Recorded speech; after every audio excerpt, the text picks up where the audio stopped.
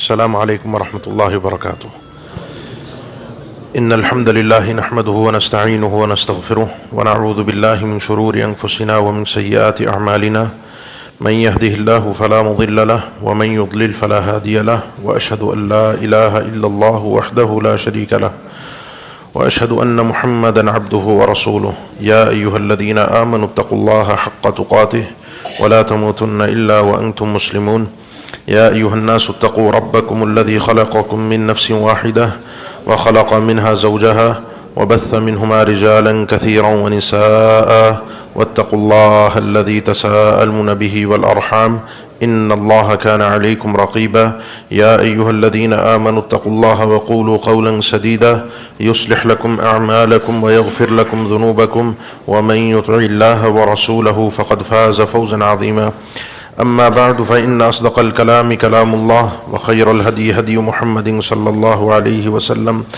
وشر الأمور محدثاتها وكل محدثة بدعة وكل بدعة ضلالة وكل ضلالة في النار اللهم صل على محمد وعلى آل محمد كما صليت على إبراهيم وعلى آل إبراهيم إنك حميد مجيد اللهم بارك على محمد وعلى آل محمد كما باركت على إبراهيم وعلى آل إبراهيم إنك حميد مجيد۔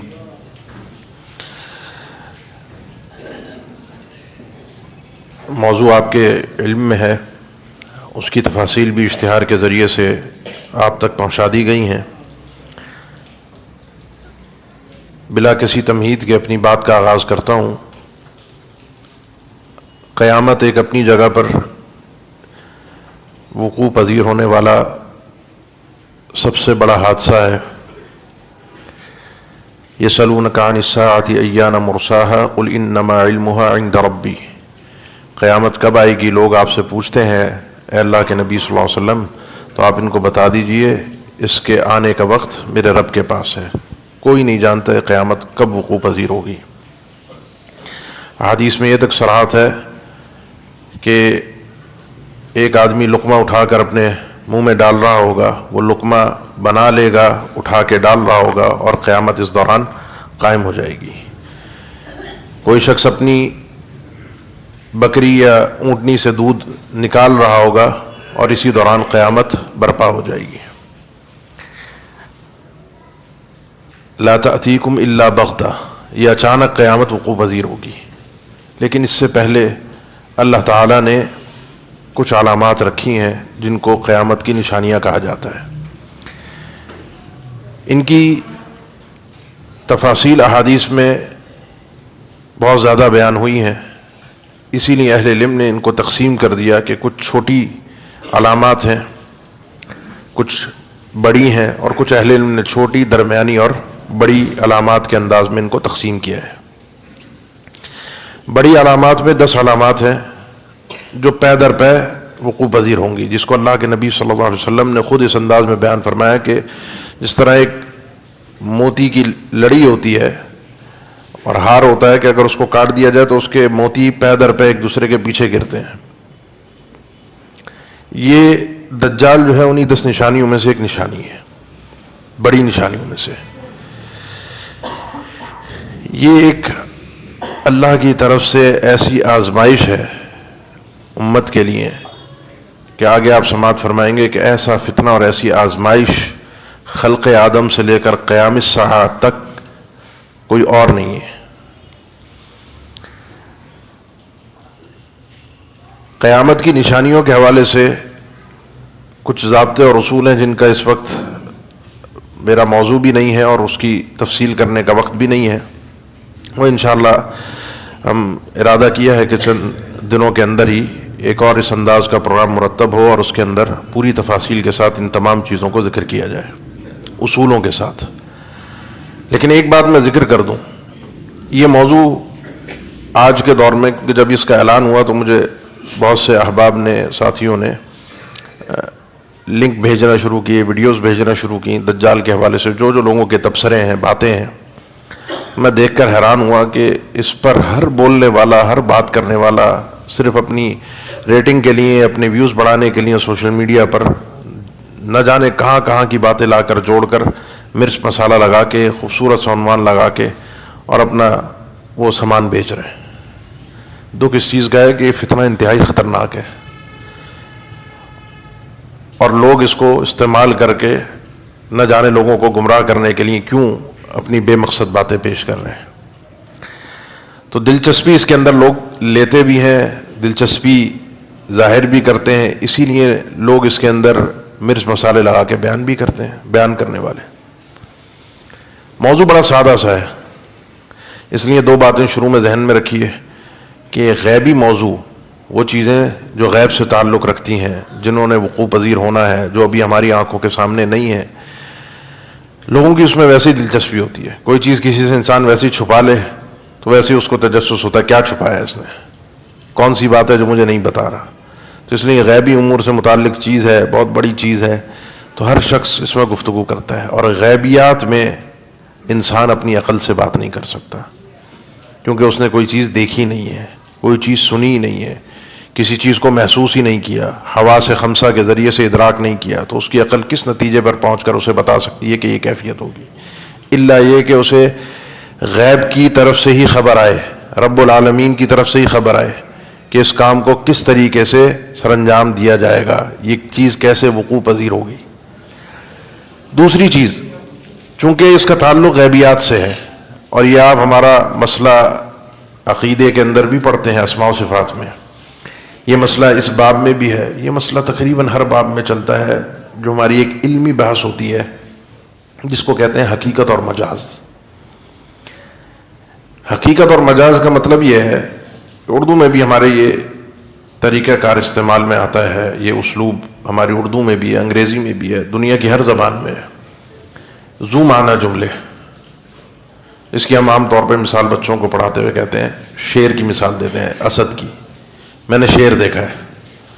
اگر کوئی یہ کہتا ہے میں نے شیر دیکھا ہے تو اس سے مراد جو ہے وہ حقیقی جانور ہے، لیکن وہ یہ کہے کہ میں نے ایک شیر دیکھا جو بہادری کے ساتھ لڑ رہا تھا، تو یہاں اشارہ ہے کہ یہ وہ شیر نہیں ہے جو جانور ہے، یہ ایک انسان ہے جس کی شجاعت اور بہادری کے لیے بطور تمثیل شیر کا لفظ استعمال کیا گیا ہے۔ لیکن اگر کوئی خالی کہے کہ میں نے شیر دیکھا، میں آپ کو کہوں کہ میں نے ابھی آنے سے پہلے راستے میں شیر دیکھتا ہوا آیا ہوں، تو آپ کیا سمجھیں گے؟ میں نے حقیقی وہ جانور دیکھا ہے جس کو شیر کہا جاتا ہے۔ تو احادیث میں جب کسی بھی چیز کو بیان کیا جاتا ہے جس کا تعلق خاص طور پر غیب سے ہو، اللہ تعالیٰ کی صفات ہیں، یہ دجال کا تذکرہ ہے، قیامت کے وقوع پذیر ہونے کا تذکرہ ہے، تو اس میں جو الفاظ بیان ہوئے ہیں اگر تو ان کے ساتھ قرینہ کوئی موجود نہیں ہے، کوئی ان الفاظ کو کسی اور معنی کی طرف لے جانے کے لیے دلیل موجود نہیں ہے، تو اسی معنی کے اندر وہ لفظ استعمال ہوگا۔ پھر میں اپنی عقل سے، اپنی سمجھ سے، اپنے تجربے سے اس میں رائے زنی نہیں کر سکتا، بالکل بھی نہیں کر سکتا، کیونکہ غیبی معاملہ ہے۔ حقیقت پر ہی محمول ہوگی۔ ہاں کوئی قرینہ ہو جو یہ ثابت کر رہا ہو کہ یہاں پر اس سے مراد یہ نہیں یہ ہے، تو ہم مان لیں گے ایسے نہیں ایسے ہوگا، اگر دلیل دے دی جائے۔ تو ان دو باتوں کو مختصراً، یہ قاعدے ہیں بڑے تفصیل سے ثابت اور سمجھانے والے، کیونکہ اس پہ بہت ساری چیزوں کا ہمارے ایمان کا، عقائد کا مدار بھی ہے، لیکن وقت نہیں ہے، ہم اپنے موضوع میں ڈائریکٹ داخل ہوتے ہیں۔ میرے موضوع کے دو جز ہیں، ایک تو ہے کہ جو احادیث میں دجال کو بیان کیا گیا ہے، جو اس کا تصور ہے، جو اس کے فتنے کی کیفیت ہے، جو اس کا آنا ہے، اور جو لوگوں کا اس سے متاثر ہونا ہے، اور پھر اس کے بعد اس کا مرنا، ہلاک ہونا، ختم ہونا، اور لوگوں کا اس فتنے سے پھر اس کے بعد محفوظ ہو جانا ہے، جو ایک چیز بیان ہوئی ہے حقیقت حال، ایک یہ موضوع ہے۔ دوسرا جز اس موضوع کے حوالے سے، ان احادیث کے حوالے سے، ان تفاصیل کے حوالے سے دو طرح کی چیزیں ہمارے سامنے آتی ہیں۔ کچھ لوگ تو بالکل سرے سے منکر ہو جاتے ہیں، وہ منکر کیوں ہوتے ہیں، ان کی وجوہات کیا ہیں، یا پھر اس میں تعویل کرتے ہیں، اس کے معنی اور مفہوم کو تبدیل کرنے کی کوشش کرتے ہیں، اس کی تفاصیل اور جزیات میں اس طریقے سے داخل ہوتے ہیں کہ جو حقائق سے، احادیث میں بیان کرتا حقیقت سے بہت زیادہ دور ہوتی ہے، جو ہمارے ایمان کے لیے خطرہ ہے۔ تو اپنے موضوع پر گفتگو شروع کرتے ہیں۔ دجال کے متعلق اس کو مسیح الدجال کہا جاتا ہے، مسیح الدجال۔ حدیث میں الفاظ موجود ہیں، صحیح مسلم کی بھی ہے، مسند احمد کی بھی ہے۔ اللہ کے نبی صلی اللہ علیہ وسلم جب پناہ مانگتے تھے اپنی نماز میں 4 چیزوں سے، وَأَعُوذُ بِكَ مِن فِتْنَةِ الْمَسِيحِ الدَّجَّالِ، مسیح الدجال. اس کو بھی مسیح الدجال کہا جاتا ہے اور عیسیٰ علیہ السلام کو بھی المسیح کہا گیا ہے. اس کو مسیح کیوں کہا گیا، دجال کو مسیح کیوں کہا گیا؟ اہل علم نے جب اس پر گفتگو کی، بتانے والوں نے اس میں 50 اقوال تک ذکر کیے ہیں کہ اس کو مسیح کیوں کہا جاتا ہے. لیکن جس چیز کی حدیث تائید کرتی ہے صحیح مسلم کی، وہ ہے کہ الدجال ممسوح العین، یہ دجال جو ہے اس کی ایک آنکھ ممسوح ہوگی، بند ہوگی، چپٹی ہوئی ہوگی، اس کو مطلب ختم کیا گیا ہوگا. ممسوح، مسیح، مسح اسی سے ہے. اور ایک قول ہے مسیح سیاحت سے، کہ زمین میں پھرے گا، گھومے گا، اور جس کا تفصیل صحیح مسلم کی حدیث میں کہ 40 دن میں پوری دنیا کا ایک چکر لگائے گا، جو آگے ہم حدیث تفصیل کے ساتھ ذکر کریں گے. اس وجہ سے اس کو مسیح بھی کہا جاتا ہے. یہ مردوں کو بھی زندہ کرے گا، شاید اس وجہ سے بھی اس کو مسیح کہا گیا. اہل علم کے مختلف اقوال ہیں. بہرحال اب یہ دجال، اس کا لقب، اس کا نام پڑ گیا ہے. لقب تھا جو کہ ایک نام کی شکل اختیار کر گیا ہے، کیونکہ دجال مبالغے کا صیغہ ہے دجل سے، اور دجل کہتے ہیں کسی چیز کو خلط اور ملتبس ایسے کر دینا کہ یہ پانی ہے، اس پانی کے اندر اگر میں ملاوٹ کر دوں یا دودھ میں پانی میں شامل کر دوں تو اب آپ کو سمجھ میں نہیں آئے گا کہ کون سا قطرہ دودھ کا ہے اور کون سا قطرہ پانی کا ہے. اس کو دجل کہتے ہیں. عربی، آج کی جدید عربی میں دھوکے کو، فراڈ کو، یا 2 نمبر چیز کو، آج کل مارکیٹ میں 2 نمبر چیزیں جو دستیاب ہوتی ہیں، ایک برانڈڈ ہوتی ہے، ایک اس کی کاپی ہوتی ہے، اس کاپی کو بھی دجل کہتے ہیں. یہ سب دھوکہ ہے. اور دجال سب سے بڑا دھوکے باز، جو اپنے کفر کو چھپا کر لوگوں کے سامنے الوہیت کا آخر میں دعویٰ کرے گا، اپنے آپ کو خدا ہونے کا اپنا دعویٰ پیش کرے گا، میں الہ ہوں، میں خالق ہوں، میں ہی مالک ہوں، میں ہی رازق ہوں. اور بہت بڑا فتنہ ہوگا، یہ بہت بڑا فتنہ ہوگا. اب اس میں ایک حدیث پیش ہوتی ہے جس سے اس کا آغاز ہوتا ہے مسئلے کا. بڑی مشہور حدیث ہے، حدیث جساسہ جس کو کہا جاتا ہے، حدیث تمیم داری رضی اللہ تعالیٰ عنہ، صحیح مسلم کی حدیث ہے.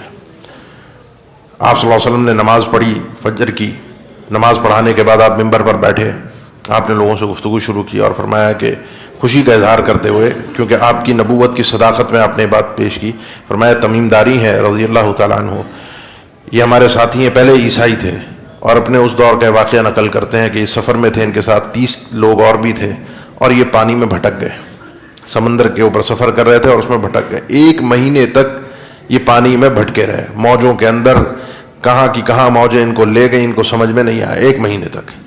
پھر ان کو 1 مہینے کے بعد ایک جزیرہ نظر آیا، اس جزیرے پر چھوٹی کشتی میں بیٹھ کر ہی اس جزیرے پر پہنچے. بڑی طویل حدیث ہے. جزیرے پر پہنچنے کے بعد وہاں ان کو ایک عجیب جانور نظر آیا جس کے پورے وجود پر بال ہی بال تھے. اس میں الفاظ ہیں کہ اس کے جسم کے کئی اعضاء دوسرے اعضاء سے نمایاں ہی نہیں تھے، جن کا تذکرہ بھی ہے حدیث میں. اس کو دیکھ کر یہ گھبرا گئے، اور ایک گھبراہٹ کے اظہار میں، جس میں آگے الفاظ بھی ہیں، وہ سمجھے شیطان ہے. انہوں نے پوچھا تمہارے لیے ہلاکت ہو گئی، لک من انت، کون ہو تم؟ اس نے ان سے گفتگو کی، جساسہ نے، اس جانور نے گفتگو کی کہ میں ایک جانور ہوں، میں جساسہ ہوں، میرا نام جساسہ ہے، مجھے چھوڑو، یہاں پیچھے آؤ، دیر میں پیچھے ایک کمرہ ہے، ایک قید ہے یا جیل ہے یا خانقاہ ہے، کوئی بھی جگہ ہے، وہاں پر آؤ، وہاں ایک اور آدمی ہے جو تمہارا انتظار کر رہا ہے، وہ تم سے ملنے کا خواہش مند ہے. کہتے ہیں ہم وہاں پہنچے تو پہنچتے کے ساتھ ہی ہم نے دیکھا کہ ایک آدمی بڑے لمبے چوڑے جسامت اور قد والا، جس کے گھٹنوں سے ایڑیوں تک اس کو زنجیروں کے ساتھ قید کیا ہوا تھا، اور اس کے ہاتھوں کو اس کی گردن میں توق پہنا کر ہاتھوں کو گردن کے ساتھ باندھا ہوا تھا.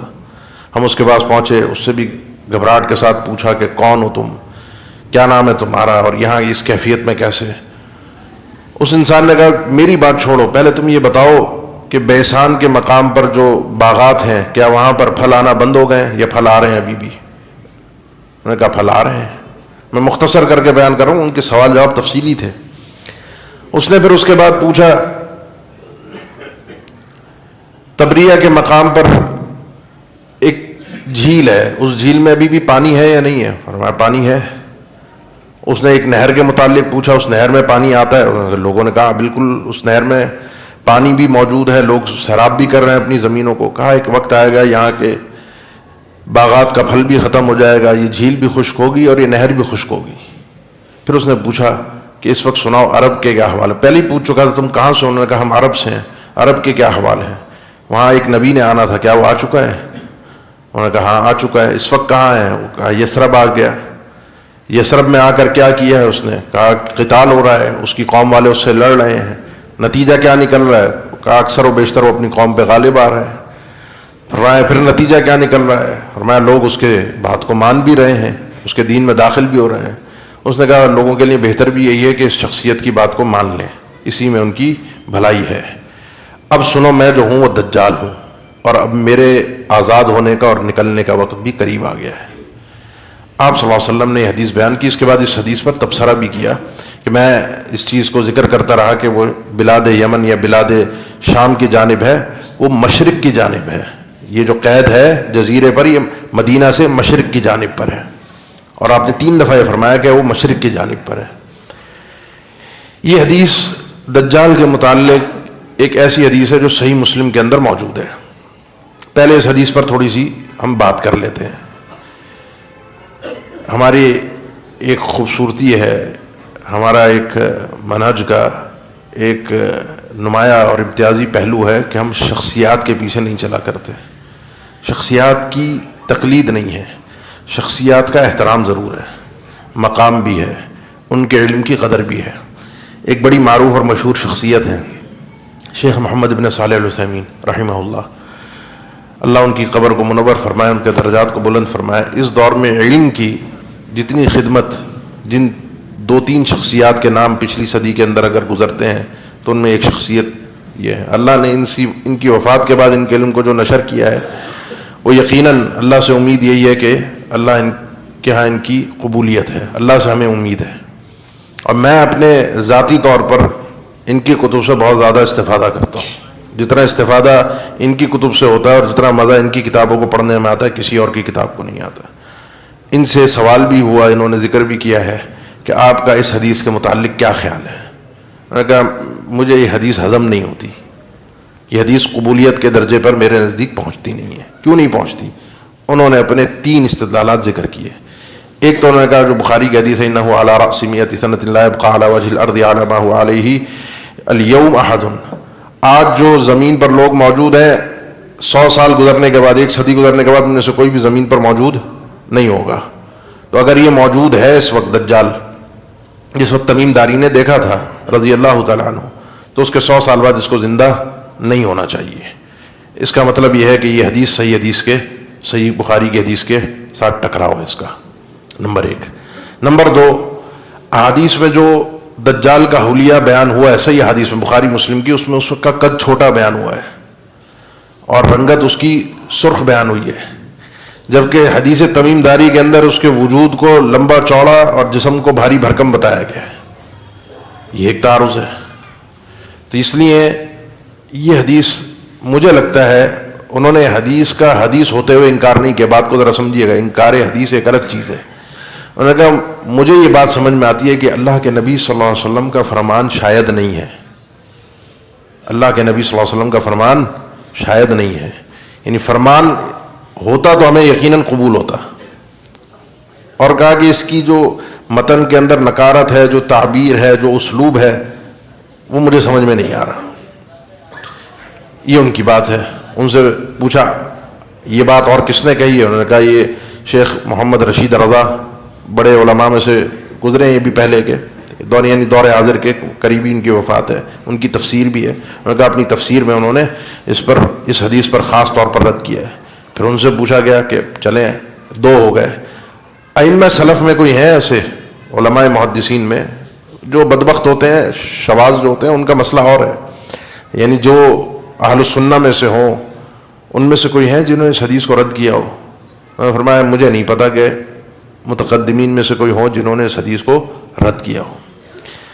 اب 2 باتیں ہیں، ایک ہے حدیث کی سند اور ایک ہے متن. حدیث کی سند پر اگر بات کی جائے تو یہ حدیث صحیح مسلم کی ہے. صرف صحیح مسلم کی نہیں ہے. العلل الکبیر کے اندر امام ترمذی کہتے ہیں میں نے سألت محمدن، میں نے امیر المؤمنین محمد بن اسماعیل البخاری امام العلل امیر المؤمنین فی الحدیث، ان سے سوال کیا کہ حدیث جو ہے جس کو یروی الزہری عن ابی سلمۃ عن فاطمہ بنت قیس، یہ حدیث جو ہے، جو حدیث جساسہ ہے، جس کو امام زہری ابو سلمہ سے روایت کرتے ہیں، اور ابو سلمہ فاطمہ بنت قیس سے، اور فاطمہ بنت قیس یہ واقعہ بیان کرتی ہیں تمیم داری رضی اللہ تعالیٰ عنہ کا، جو اللہ کے نبی صلی اللہ علیہ وسلم نے نقل فرمایا.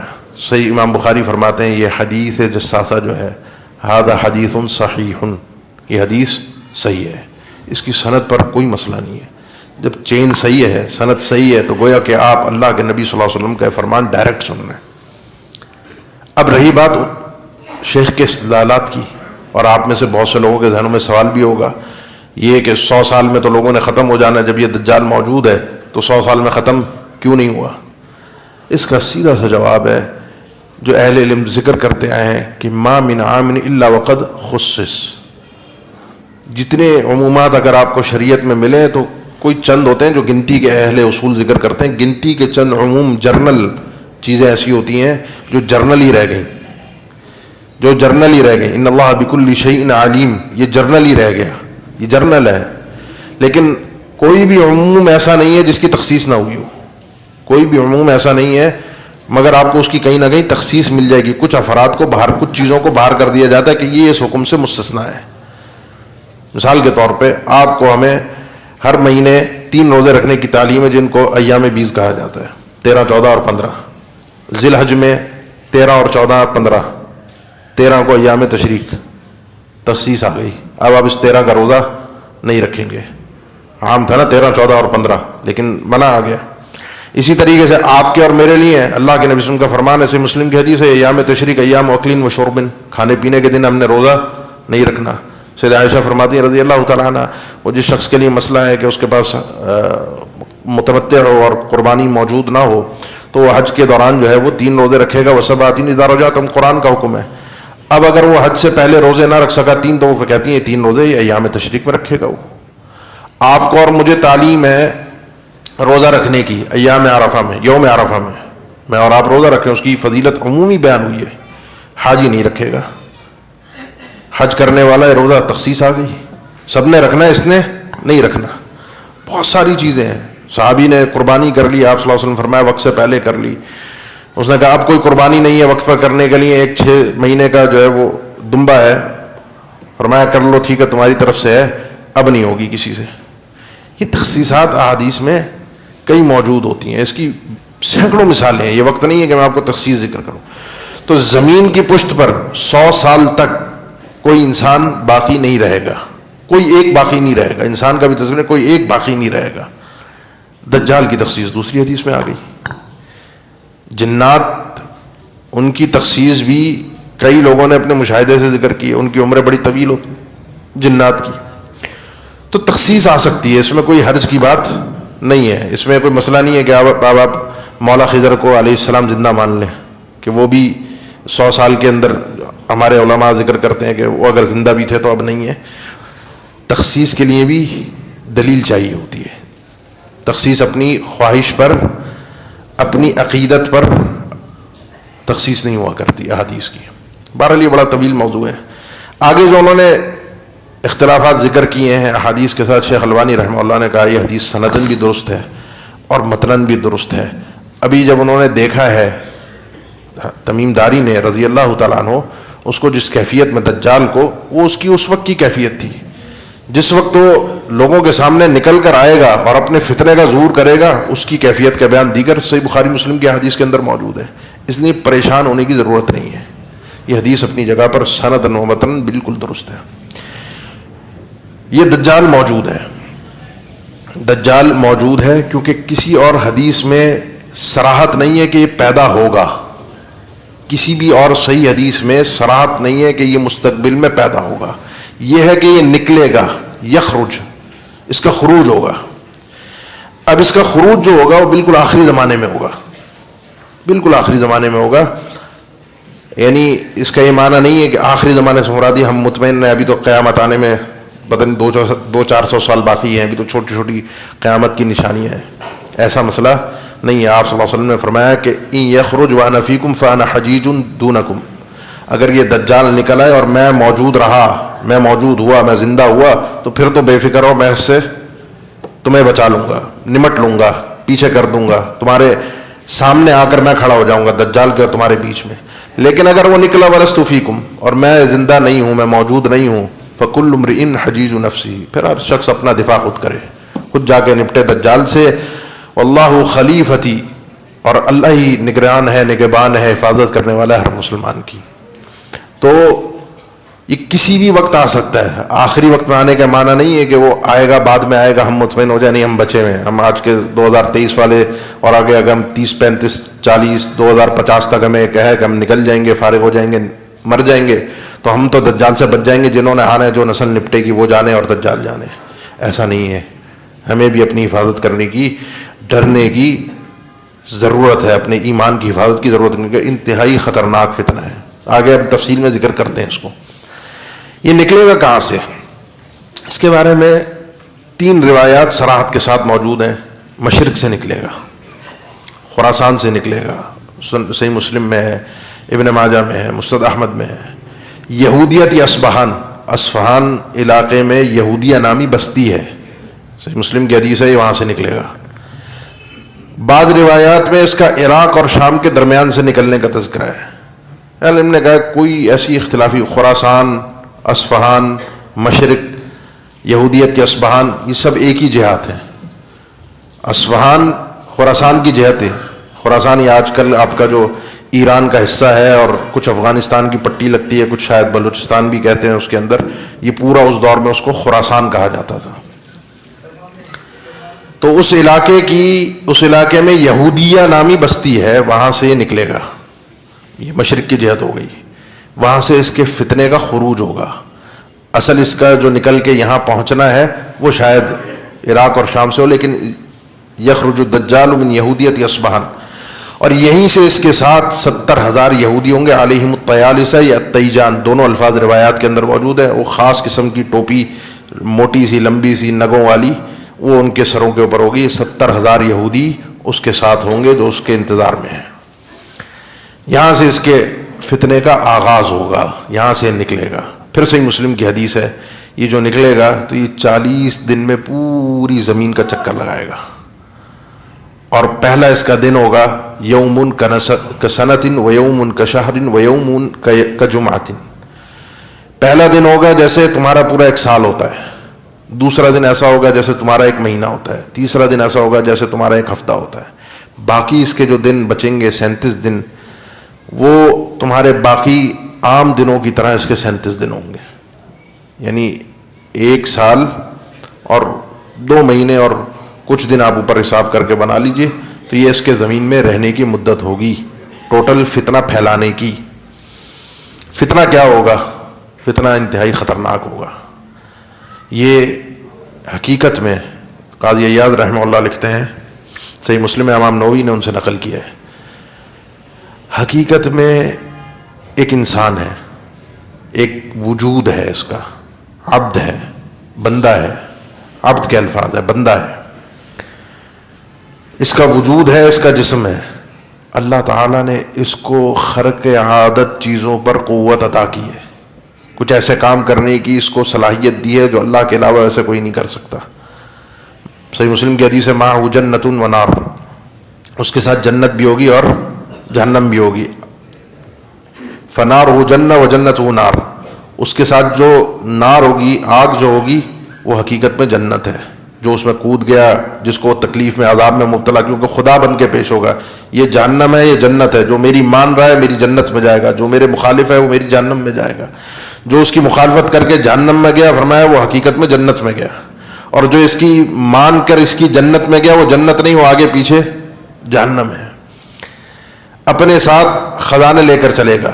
مغیرہ ابن شعبہ کی بخاری کے اندر حدیث موجود ہے کہ وہ کہتے ہیں میں نے اللہ کے نبی صلی اللہ علیہ وسلم دجال سے متعلق بہت سارے سوالات کیے، جس سوالات کی تفصیل میں وہ ایک ذکر کرتے ہیں کہ دجال جب آئے گا تو معہ جبل خبز و نہر ماء، اس کے ساتھ روٹیوں کا پہاڑ بھی ہوگا اور پانی کی نہر بھی ہوگی. اس کے ساتھ آسمان کو، بادلوں کو حکم دے گا، جہاں چاہے گا پانی برسائے گا، جس زمین سے چاہے گا بہترین قسم کا اناج اگا دے گا. جو اس کے مان لیں گے، اس کو رب مان لیں گے، ہاں تو ہمارا خدا ہے، اس کی زمین خزانہ اگلے گی، اس کی زمین سے بہترین زراعت ہوگی. ان کے جانور موٹے تازے ہوں گے، اس چراگاہ میں چر کے وہ بہترین قسم کا اعلیٰ کوالٹی کا وافر مقدار میں دودھ دیں گے، اور جو ان کی نہیں مانے گا ان کی زمین کو خراب کر کے رکھ دے گا. وہ جو کہتے ہیں نا کلر والی زمین، وہ بالکل جو نمک والی زمین برباد کر کے ان کی زمین کو رکھ دے گا، پانی برسے گا نہیں، قحط پڑ جائے گا. جس نے اس کی مان لی اس کے لیے زمین کو جنت بنا دے گا، جس نے نہیں مانی اس کی زمین کو اس کے لیے جہنم بنا دے گا، تنگ کر دے گا اس کی زمین. رزق اس کے پاس ہی ہوگا. جب یہ لوگوں کا محاصرہ کرے گا، لوگوں کو گھیرے گا شام کے اندر ایک پہاڑ کی جانب جہاں مومنین جا کر پناہ لیں گے اس سے بچنے کے لیے، تو وہاں پر ان کا محاصرہ بڑا سخت ہوگا، کھانے پینے کی قلت ہو جائے گی. مردوں کو زندہ کر کے دکھائے گا. حدیث میں ہے نا، یہ پوری زمین کا چکر لگائے گا. بخاری مسلم میں سوائے مکہ اور مدینہ کے، مسند احمد میں طور کا بھی تذکرہ ہے اور مسجد اقصیٰ کا بھی تذکرہ ہے. بخاری مسلم کا تو جو مکہ اور مدینہ کا تذکرہ ہے وہ تو اس نے خود تمیم داری رضی اللہ تعالیٰ عنہ سے بھی کیا تھا کہ میں پوری زمین میں نکل کر چکر لگاؤں گا سوائے مکہ اور مدینہ کے. اعلیٰ انقاب المدینہ تھی ملائکہ، جو مدینہ ہے اس کے جو انقاب ہیں، جو اس کے داخلی راستے ہیں، اس کے اوپر فرشتے کھڑے ہیں. میں جیسی بڑھنے کی کوشش کروں کہ ہاتھوں میں ننگی تلوار ہوگی جسے دیکھ کر مجھے واپس پیچھے پلٹ کے بھاگنا پڑے گا. مدینہ کے باہر اس کا پڑاؤ ڈلے گا، رکے گا وہ وہاں پر، اور اس وقت اللہ کے نبی صلی اللہ علیہ وسلم کو فرمان ہے، بخاری کی حدیث ہے، مدینہ 3 جھٹکے دے گا، اس کے اندر جھٹکے پیدا ہوں گے مدینہ کے اندر. فیخرج اللہ کل کافر و منافق، مدینہ سے ہر منافق اور کافر کو نکال کر اللہ تعالیٰ مدینہ سے باہر پھینک دے گا، اور وہ اس کے پاس پہنچیں گے. یہاں سے ایک مومن بھی نکلے گا، مومن اس کے پاس جائے گا. اشہد انک الدجال الذی حدثنا رسول اللہ صلی اللہ علیہ وسلم حدیثا. اس کی شکل دیکھے گا، اس کی شکل دیکھ کر کہے گا مجھے پورا یقین ہے تو وہی دجال ہے جس کے متعلق ہمیں اللہ کے نبی صلی اللہ علیہ وسلم نے بیان فرمایا تھا. کیسے؟ آپ صلی اللہ علیہ وسلم نے فرمایا دجال جو ہے اس کی صفات ہیں، کئی احادیث میں اس کی صفات بیان ہوئی ہیں، ان کا تذکرہ درمیان میں رہ گیا تھا. صفات سماعت فرمائیے. آپ صلی اللہ علیہ وسلم نے فرمایا کہ یہ شاب احمر، بخاری مسلم کئی کتب حدیث میں اس کی صفات مختلف الفاظ کے ساتھ نقل ہیں. ایک ایسے وجود کے ساتھ ہوگا، جوان اس کا وجود ہوگا، اس کا رنگ سرخ ہوگا، سینہ چوڑا ہوگا، پیشانی بھی چوڑی ہوگی، لیکن اس کی جو بخاری اور مسلم کی کئی روایات کے اندر ہے، اس کی جو سیدھی آنکھ ہے عین الیمنا وہ کاڑی ہوگی، بند ہوگی، اور اس کے بند ہونے کا آپ صلی اللہ علیہ وسلم نے فرمایا کوئی پتھریلی یا کوئی اس انداز کی نہیں ہوگی. کأنہا عنبۃ طافیہ، وہ جس طرح لٹکا ہوا انگور ہوتا ہے نا، اس طریقے سے اس کی یہ سیدھی آنکھ ہوگی. اس کی الٹی آنکھ بھی خراب ہوگی، جو صحیح مسلم کی حدیث ہے. سیدھی آنکھ بھی اس طرح سے ہوگی، اور الٹی آنکھ اوپر کی جانب سے یہ جو حصہ ہے یہ لٹک کے بند ہوگا، پوری طرح سے دیکھ نہیں پائے گا. کانا بھی ہوگا اور دوسری آنکھ سے بھی اس کو صحیح نظر نہیں آ رہا ہوگا. مکتوب بین عینیہ کافارا یا کافر، بعض روایت میں الفاظ ہیں، اس کی ان دونوں آنکھوں کے درمیان کافر لکھا ہوگا. یقرأھا کل مسلم کل مؤمن کاتب غیر کاتب، جو پڑھنا جانتا ہے، لکھنا پڑھنا، یا نہیں جانتا وہ پڑھے گا کہ اس کی آنکھوں کے درمیان یہ چیز لکھی ہوئی ہے. اور قاضی ایاز نے رحمہ اللہ، امام نووی نے، امام قرطبی نے، کئی نے ذکر کیا ہے کہ اللہ کی طرف سے خاص عطا ہوگی اس وقت مومنین کے لیے، جہاں اس کا فتنہ عظیم ہوگا وہاں مومنین کو بھی یہ بصارت نصیب ہوگی کہ وہ اپنے ایمان سے اس شخص کی، اس فتنے کی معرفت حاصل کر سکیں گے. اس کی آنکھوں کے درمیان یہ کافر لکھا ہوا دیکھیں گے، سب کو نظر آئے گا. یہاں سے وہ پہچانے گا وہ آدمی، اشہد انک الدجال، میں گواہی دیتا ہوں کہ تو ہی دجال ہے جس کے متعلق اللہ کے نبی صلی اللہ علیہ وسلم نے بیان فرمایا تھا. وہ اس کو چھوڑ دے گا. یہ دجال ٹائپ جو لوگ ہوتے ہیں نا وہ بھی یہی کرتے ہیں، بات کسی ایک سے اور ہوتی ہے، مجمع سے مخاطب ہوتے ہیں، وہ بھی مجمع سے مخاطب ہوگا. بتاؤ اگر میں اس کو مار کے زندہ کر دیتا ہوں تو کیا تم مان لو گے کہ میں رب ہوں، میں ہی خدا ہوں؟ اس کو بھی میں مار دوں گا اور اس کو بھی دوبارہ زندہ کروں گا. وہ اس کو لوگ کہیں گے اگر ایسا ہوتا ہے تو دیکھتے ہیں. وہ اس کو مار دے گا، موت دے گا، موت آئے گی، حدیث کے الفاظ ہے موت آئے گی، اور پھر اس کو دوبارہ زندہ کرے گا. وہ جب دوبارہ زندہ ہوگا تو زندہ ہونے کے بعد وہ پھر کہے گا دجال سے، پہلے تو مجھے وہ یقین نہیں تھا جو یقین اب حاصل ہو گیا کہ تو پکا پکا دجال ہے، رب نہیں ہے. الا ان ربکم لیس باعور، لوگوں یہ یاد رکھو تمہارا رب اعور نہیں ہے، ایک آنکھ سے کاڑا نہیں ہے.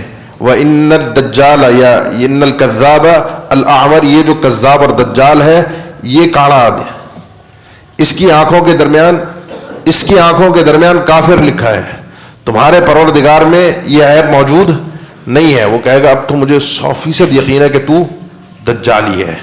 وہ کہے گا، پھر کوشش کرے گا کہ اس کو مار دے، دوبارہ نہیں مار سکے گا. اللہ نے وقتی یہ خرق عادت، یہ آگے ہم مسئلہ بھی ذکر کرتے ہیں، جو لوگ اس کو مانتے نہیں ہیں دجال کو، ان کے اعتراضات میں سے ایک اعتراض یہی ہے کہ اس کو یہ صلاحیتیں مل کہاں سکیں. ایسی صلاحیتیں تو اللہ نے کسی کو نہیں دی. یہ تو پھر نبیوں والے معجزات گویا کہ اس کو عطا ہو گئے. نبیوں میں اور اس میں کیا فرق رہا، وہ آگے بات آ رہی ہے انشاءاللہ. وہ اس کو پہچانے گا انسان. بلکہ ابن ماجہ کی حدیث ہے، ایک دیہاتی اس کے پاس جائے گا، اس دیہاتی کو کہے گا کہ میں تیرا رب ہوں، تو مجھے رب مانتا ہے؟ وہ کہے گا نہیں. وہ کہے گا اگر میں تیرے مرے ہوئے ماں باپ کو تیرے سامنے زندہ کر کے لے آؤں تو کیا تو پھر مجھے رب مان لے گا کہ میں ہی خدا ہوں؟ کیونکہ مردہ کو زندہ کرنے کی طاقت تو اللہ کے علاوہ کسی کے پاس نہیں ہے. تیرے مرے ہوئے ماں باپ زندہ ہو کر تیرے سامنے آئیں گے. وہ کہے گا اگر ایسا ہو جائے تو پھر تو مان لوں گا. اور ایسا ہو جائے گا. لیکن حدیث کے الفاظ ابن ماجہ کی صحیح حدیث ہے، 2 شیطان اس کے ماں باپ کا روپ دھار کے آئیں گے. اس کا مطلب یہ ہے کہ جنات انسانی شکل بھی اختیار کر سکتے ہیں جب اللہ ان کو یہ موقع عطا کر دے.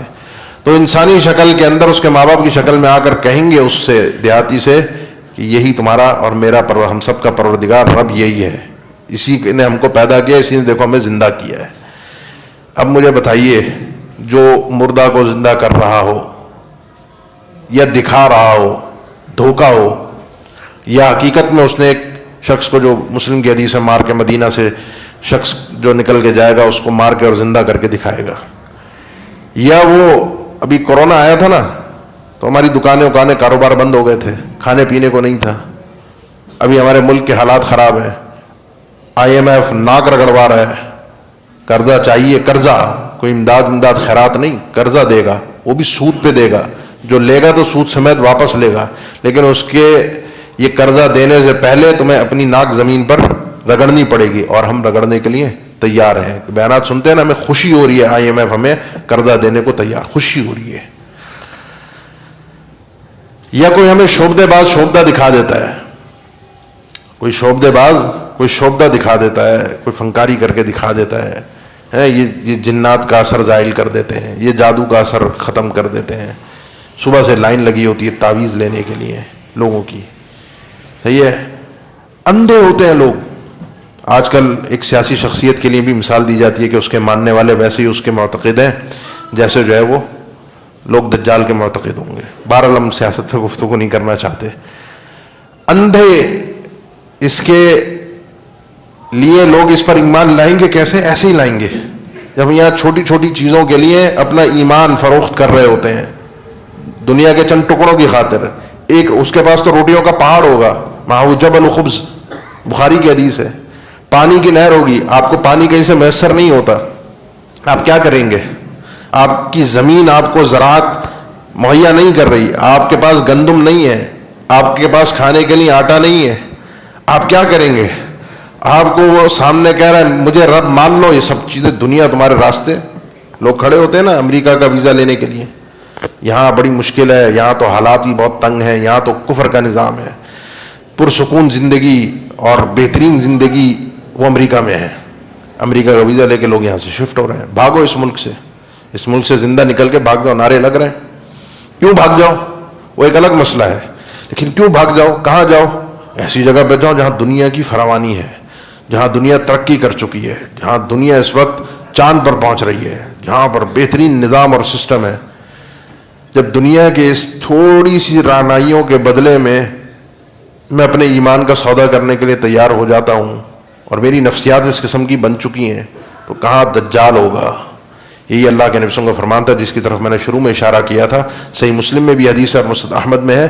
صحیح مسلم کے الفاظ ہے کہ ما بین خلق آدم الی قیام الساعہ خلق اکبر من الدجال، اور مسند احمد کے الفاظ ہے فتنۃ اکبر یا اعظم من فتنۃ المسیح الدجال. آدم سے لے کر علیہ السلام قیامت تک کوئی نہ مخلوق ابلیس دجال جیسی آئی ہے اس سے بڑھ کر، اور نہ کسی کا فتنہ اس دجال جیسے فتنے کی طرح ہوگا. امریکہ کا فتنہ، یہ آزمائشیں، یہ کورونا، یہ چیزیں، یہ معاملات، یہ سب چیزیں بہت چھوٹی ہیں، ابھی کچھ نہیں ہے. دجال کا فتنہ جو ہوگا وہ بہت بڑا فتنہ ہوگا، بہت بڑا فتنہ ہوگا، بہت بڑا فتنہ ہوگا. اس کے پیروکار کون ہوں گے؟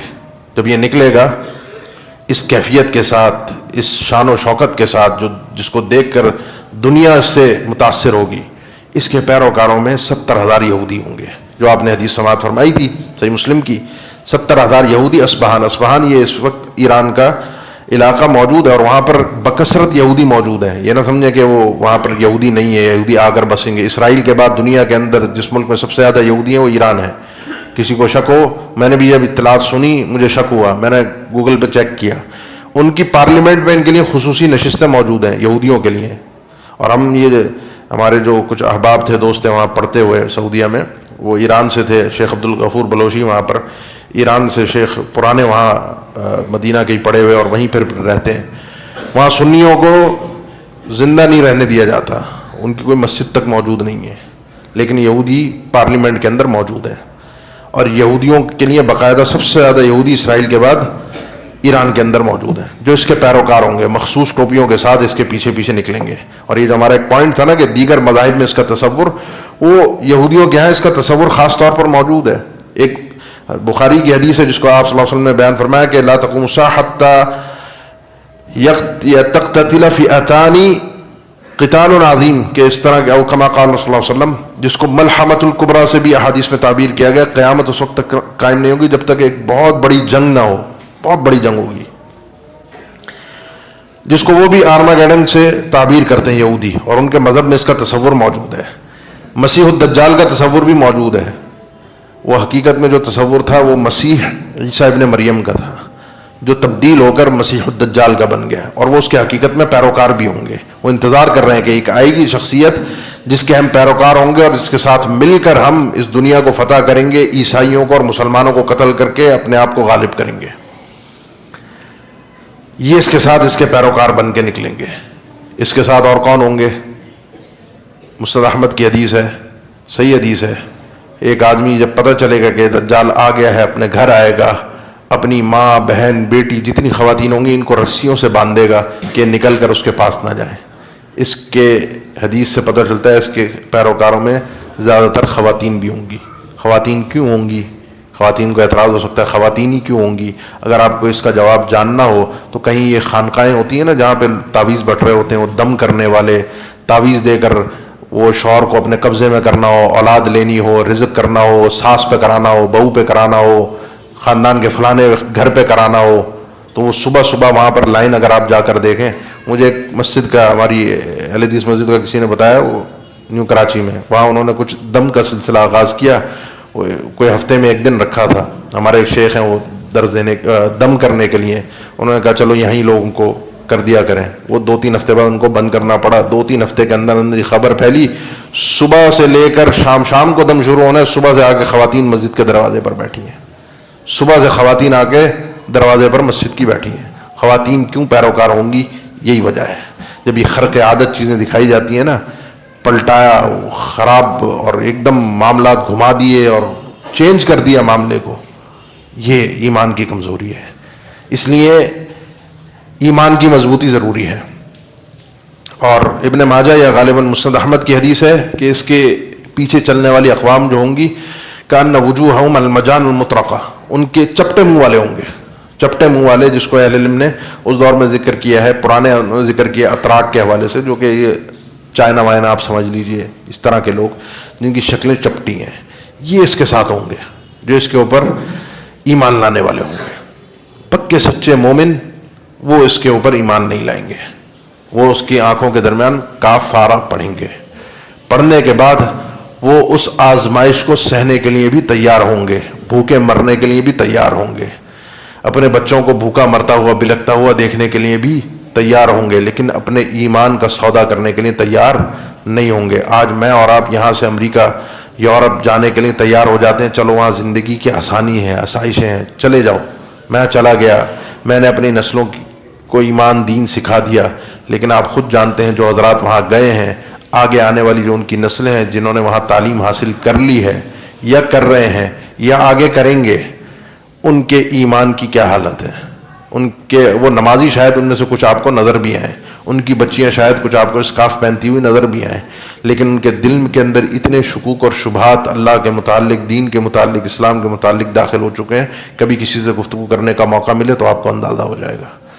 تو یہ ایمان کی سلامتی، مضبوطی اس کے فتنے سے بچنے کے لیے بہت ضروری ہے. کیا کریں، نماز کے بعد کر لیں یا پورا کر لیں؟ ابھی نماز 8:15 پہ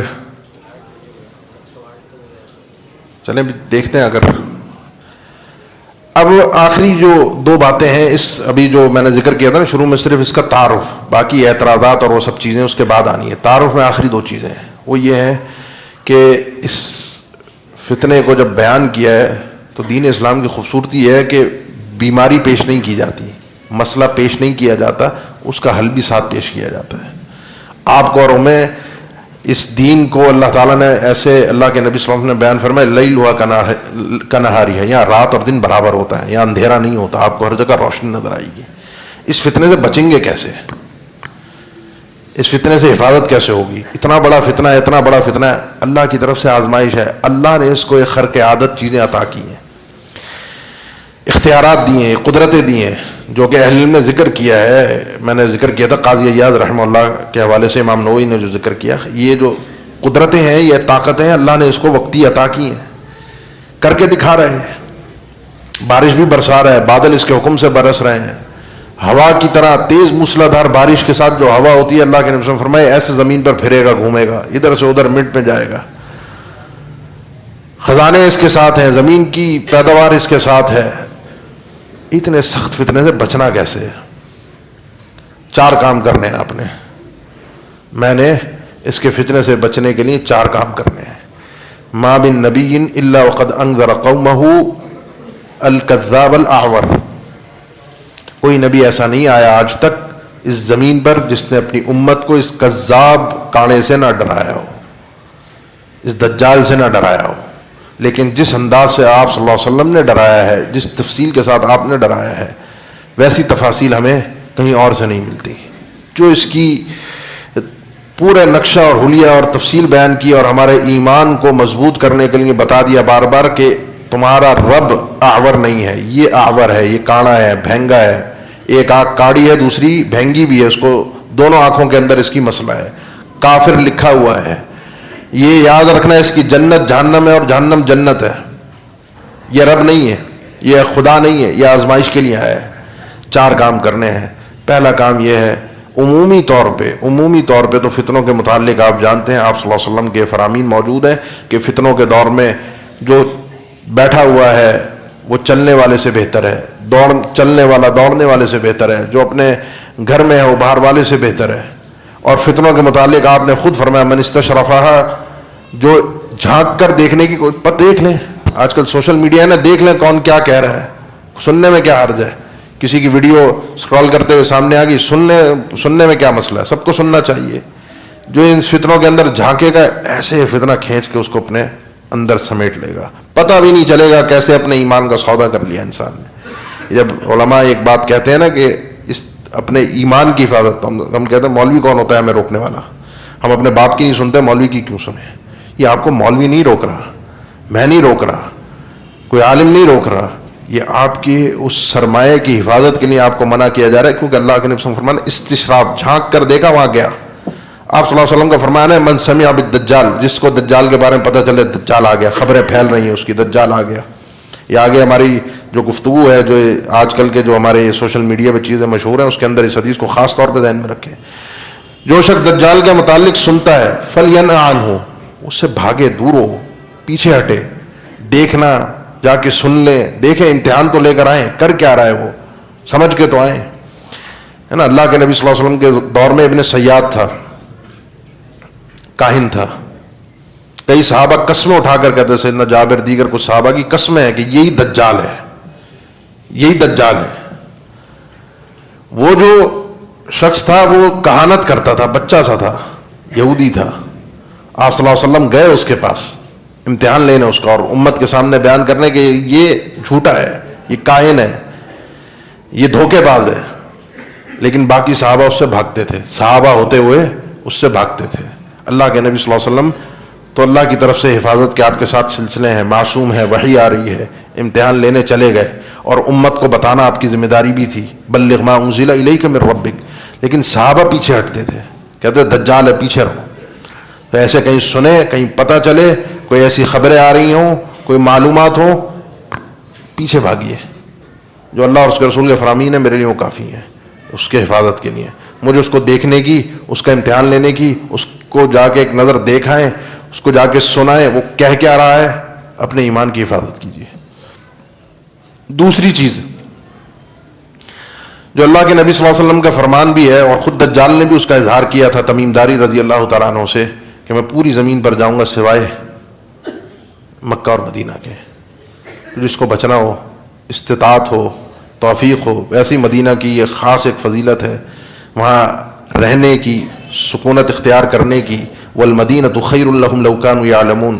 قرب قیامت بڑی فراوانیاں ہوں گی, بڑی قومیں آباد ہوں گی, بڑے شہر آباد ہوں گے, اور لوگ ایک دوسرے کو بلائیں گے, آؤ چلو ان شہروں کی طرف, مدینہ سے نکلو.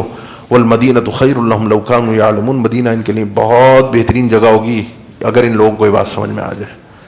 اگر یہ جان لیں مدینہ میں کتنی خیر و برکت ہے. اور میں نے مدینہ میں بہت سے لوگوں کو ایسے رہتے ہوئے دیکھا ہے, وہ ہجرت کر کے مدینہ آئے ہوئے ہیں.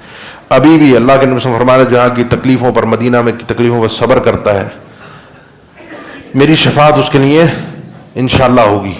اللہ کے نبی صلی اللہ علیہ وسلم کا فرمان. اور میں لوگوں کو ابھی بھی روتے ہوئے دیکھا ہے مدینہ میں, جو تکلیفیں وہ سہ رہے ہیں, برداشت کر رہے ہیں صرف مدینہ میں رہنے کی خاطر. ابھی ایک ساتھی آئے ہوئے ہیں مدینہ سے, وقتی یہاں اپنے رشتہ داروں سے ملنے, وہ اپنے بچوں کے ساتھ مدینہ میں رہتے ہیں. کام کاج آپ کو پتہ ہے کورونا کے اندر دنیا کا تباہ ہوا, ان کا تو روزگار ہی ہے, حج و عمرے کے سیزن کے ساتھ تھا. ابھی بھی بتا رہے ہیں ہر سال ہزاروں میں, کہہ رہے ہیں اس سال جو میں نے صرف گورنمنٹ کو ٹیکس دینا ہے اپنی فیملی کا اقامہ بنوانے کے لیے, وہ 60,000 ریال ہے. 60,000 ریال. لیکن وہ کہہ رہے ہیں مدینہ میں پھر بھی نہیں چھوڑوں گا. مجھے اپنی زندگی کے اندر کئی کئی جگہ جانے کی آفریں آئیں, میں نہیں گیا. تو جس کی استطاعت ہو, جس کی پاس توفیق ہو, وہ وہاں جا کے اپنے ایمان کو ضرور محفوظ کرے, ضرور محفوظ کرے. تیسری چیز ہے, اور وہ ہے جو بخاری کی حدیث ہے, اللہ کے نبی صلی اللہ علیہ وسلم کے متعلق سید عائشہ فرماتی ہیں نماز میں آپ صلی اللہ علیہ وسلم یہ دعا کیا کرتے تھے, خاص طور پر نماز میں.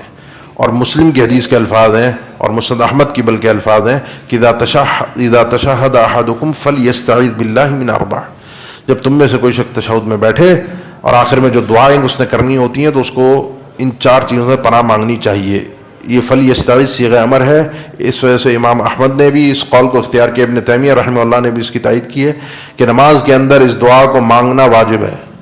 نماز کے اندر اس دعا کو مانگنا واجب ہے, جبکہ جمہور اہل علم اس کے عدم وجوب کے قائل ہیں, کیونکہ اللہ کے نبی صلی اللہ علیہ وسلم نے اختیار دیا فلیتخیر من الادعیۃ ما شاء.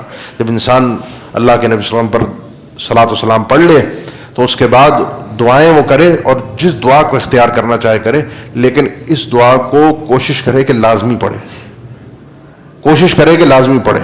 4 چیزوں سے آپ صلی اللہ علیہ وسلم نے پناہ مانگی, مشہور ہے, ہم بچوں کو بھی یاد کرواتے ہیں جب بچہ نماز سیکھ رہا ہوتا ہے. اللہم انی اعوذ بک من عذاب القبر واعوذ بک من عذاب جہنم واعوذ بک من فتنة المسیح الدجال ومن شر فتنة المسیح الدجال. یہ مختلف الفاظ ہیں. واعوذ بک من فتنة المحیا والممات. ان 4 چیزوں, اس میں فتنة مسیح الدجال, آپ کو ان مواقع پر اللہ کے علاوہ کوئی نہیں بچا سکتا. فتنہ جب آتا ہے اللہ کے علاوہ کسی کی حفاظت, اس لیے اللہ پر بھروسہ ضروری ہے. اللہ سے مانگے کہ اللہ آپ کو اور مجھے فتنوں سے محفوظ رکھے, اللہ ہماری فتنوں سے حفاظت فرمائے.